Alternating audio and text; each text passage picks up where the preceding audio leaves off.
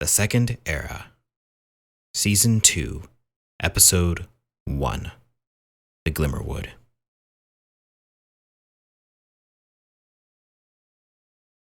The party flies out of a chaotic portal into an unknown destination. As they collect themselves, they see glowing plants, glowing creatures, everything caked in this luminescent blue glow. Silver is the first to recognize this place is home. She's made it back to the Glimmerwood. The moment of relief is cut short as Isla is heard hanging off of a cliffside. The party panics, trying to find the right spell to use for the situation to get her back up. But Gwen suggests using the rope in her pack. Once the party is back together, Silver delightfully begins leading the party through the Glimmerwood. During their trek, Krax catches a glimpse of something watching the party, but they aren't able to keep track of it, so they move on with their trek. On the first night, Krax is the first to keep watch. Used to the hustle and bustle of the city, this silence and peaceful noise is deafening to Krax, but he is tapped on the shoulder as Silver lets him know that it's her turn to keep watch. On her watch, though she is glad to be back home, she is reminded of the dangers of the Glimmerwood. And as this comes to mind, she sees a hand reaching out of the shadows towards her companion, Iona. She stops him and tells him to come into the light.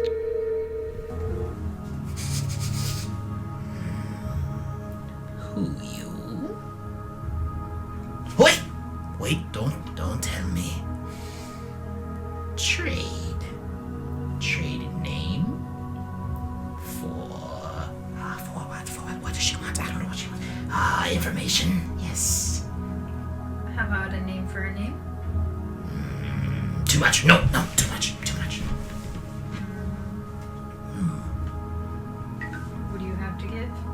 What kind of information do you know? Bender knows much.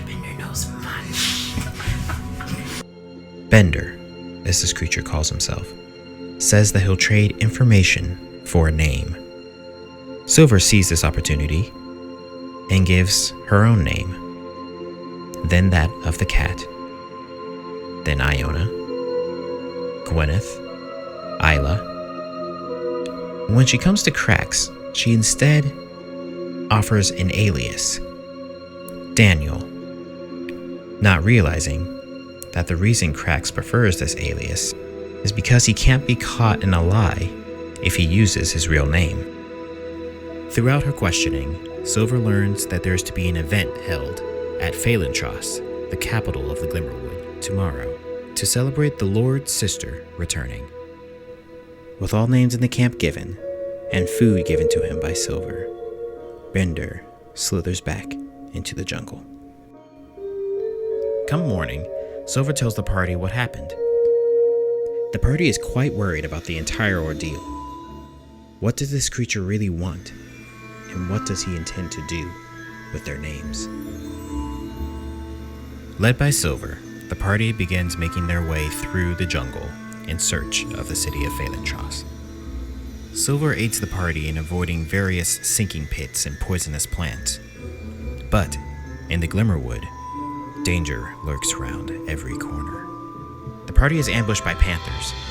Isla tries to cast command but forgets that panthers don't understand common, and the spell fails. The party reluctantly does battle with the panthers. Silver uses her magic to charm and befriend them, so the party doesn't harm them any further. The party heals the panthers, and Iona uses her magic to speak with them. The panthers then lead the party through the jungle. Once near the city, the party parts ways with the panthers. At the entrance of the city, Silver introduces herself to the guards, and they switch from Elvish to Common, and welcome them to the festivities. Under direction from the guards, the party walks through the city in search for an elf named Corville, who is directing the event. On the way, Silver warns the party not to touch anything, especially the tree itself. Krax really wants to touch the tree, but reluctantly listens to the party. The party meets Corville, who is very busy coordinating the event.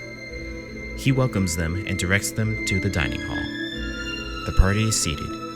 Lord Rhaegar makes his appearance, welcoming all the guests and introducing his sister, Orwell. They are seated at the head table.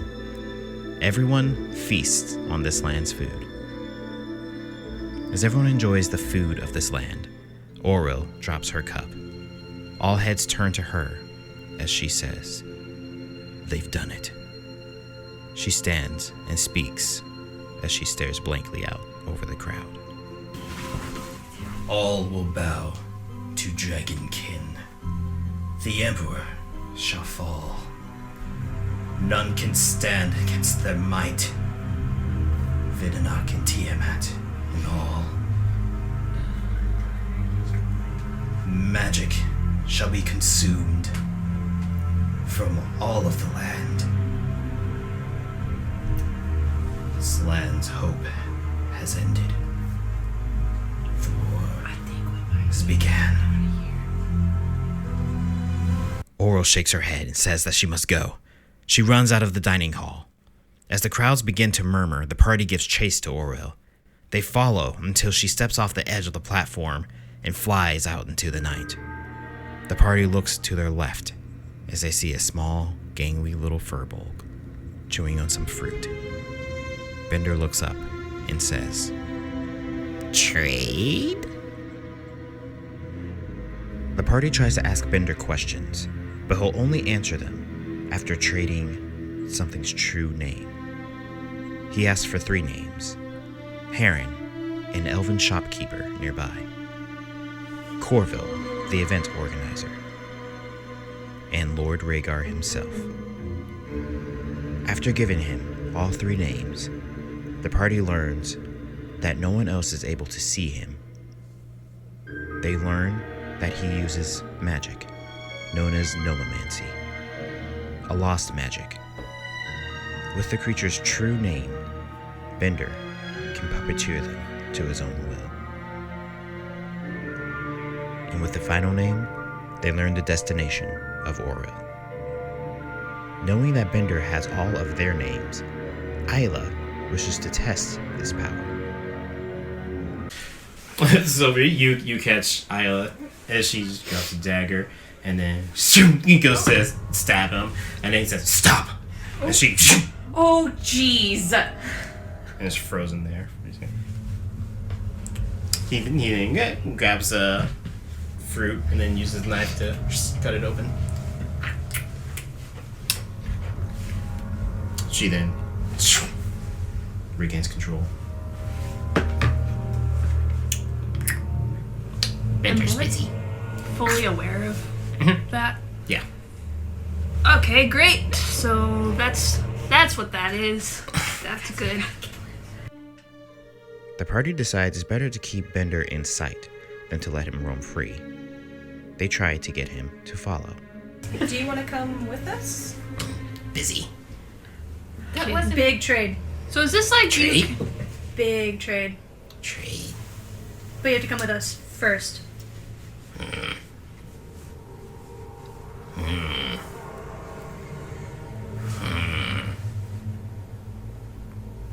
You want answer? I want service. Big trade. Really big trade. Bender come. Bender come. Bender come. Yay, Bender! Let's go, guys. You're welcome. Come on, Bender. he hops off and starts walking with you. I'm so sorry. With Bender now following, the party heads into the jungle to search for Orwell for answers and perhaps help with their Bender issue. Bender, do you have any control over Oral? Like the way that you have control over us? Trade?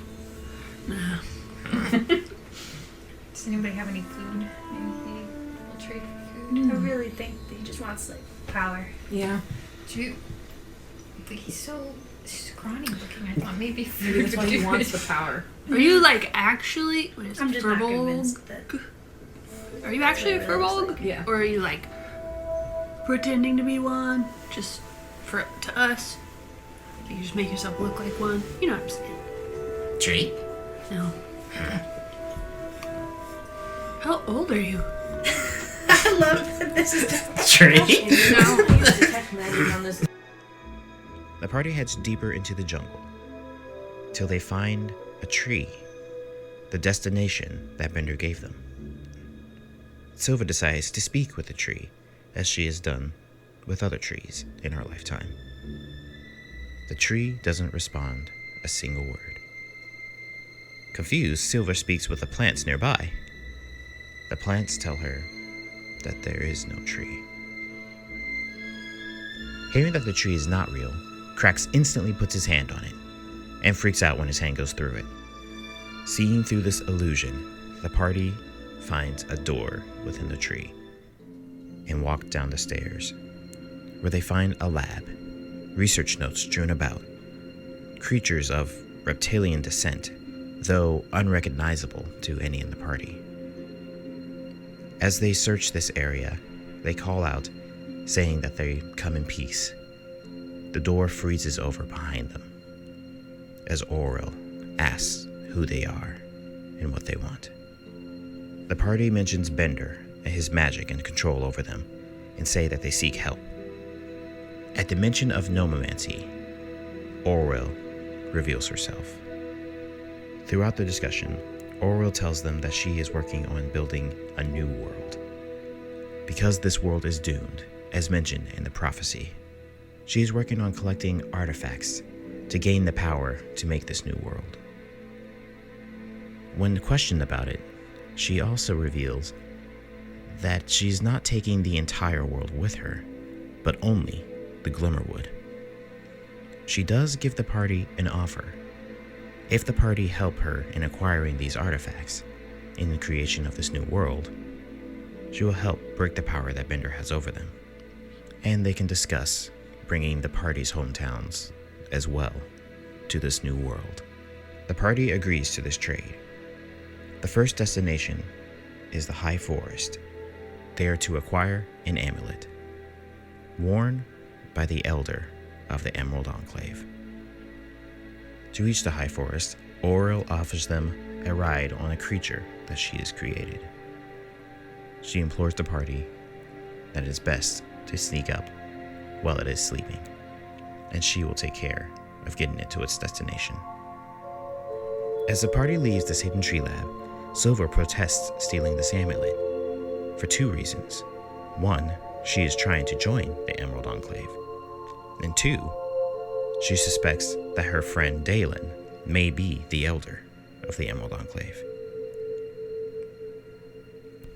The party disagree about Dalen being the Elder, but most are in agreement with not stealing, except for one. I don't know. I can't steal from the Emerald Enclave. And I Well, can't we should just go condone tell any them of what's you going doing on. it. No, I cannot condone any of you doing it. I don't need your approval. Cracks, we are our Crap. My own man. we are a group. We do things together. I liked it more when it was like benefiting me. Well, This will saving the benefit you world in the will long benefit run. So you. far, you've given my name to a nomomancer Okay, I apologize. And you're gonna hold this over my took head. gold from me, probably. You took the probability of gold from me out of all of the times that I could have stolen something, and you said, think about the morals we've been learning, Cracks. And then I didn't. That's a theft. That is From me me. helping you. To be poor? No, for you to be a better person. Poor, better person.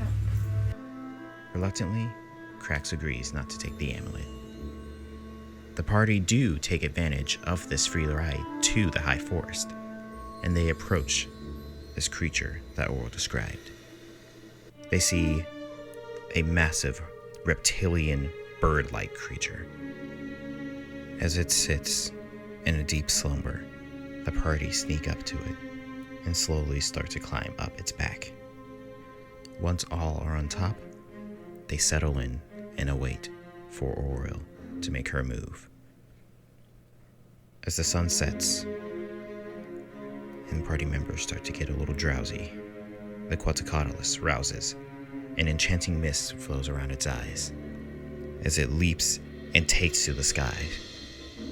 At this speed, the party struggle to hold on, knowing that one slip up and they'll fall to their deaths. All except for Krax and Bender, who are secure in their hold and having the time of their lives. As the Quetzalcoatlus flies above the high forest, the party need to make their move for the landing. Isla looks to the creature. Her voice resonates with enchantment magic as she speaks one word: land. The massive creature descends to the forest below,